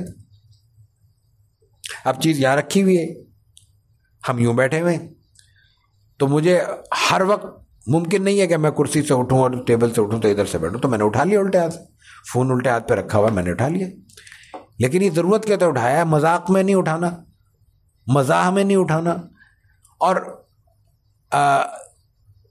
بلا سبب نہیں اٹھانا، مزاج نہیں بنانا. ٹھیک ہے، تو کیا فرمایا کہ یحب التیمم، دائیں طرف پسند کرتے تھے، مستطاع جتنی آپ کی طاقت تھی، ما فی ترجلہ و تنعلہ و طہورہ، کنگھی کرتے ہوئے بھی دائیں طرف سے کنگھی کر، باریک باریک باتیں دیکھیے. تنعلہ، چپل پہنتے ہوئے بھی آپ دائیں طرف سے عمل کرتے تھے. وہ طہورہ، وضو کا، وضو تہائے ہاتھ پہلے دھونا ہے، غسل کرتے ہوئے دائیں طرف پہلے پانی ڈالنا ہے، ہر چیز میں آپ دائیں طرف پسند کرتے تھے. دوسری روایت امام ترمذی کے استاد محمد بن مرزوق ہے، جن کا نام ابو عبداللہ ہے، وہ عبد الرحمن بن قیس سے نقل کرتے ہیں، وہ ابو معاویہ ان کا لقب ہے، وہ کنیت ہے، وہ ہشام سے، ہشام محمد سے، محمد ابو ہریرہ رضی اللہ تعالیٰ عنہ سے. وہ کیا کہتے ہیں، کانا لنا رسول اللہ صلی اللہ علیہ وسلم قبالن، جہاں سے باب شروع ہوا تھا اسی پہ باب ختم ہو رہا ہے کہ آپ کے چپل کے 2 تسمے تھے. وہ ابی بکر و عمر، ابو بکر و عمر رضی اللہ تعالی عنہما کے چپلوں کے بھی 2 ہی تسمے تھے. وَأَوَّلُ مَنْ عَقَدَ عَقْدًا وَاحِدًا عثمان رضی اللہ تعالیٰ عنہ، سب سے پہلے ایک تسمے والا چپل، وہ ایک کیسا تھا آئی ڈونٹ نو، ظاہر ہے کہ اس کی شکل موجود نہیں ہے، وہ حضرت عثمان نے بنایا. حضرت عثمان نے ایک کیوں بنایا؟ ضرورت کے تحت.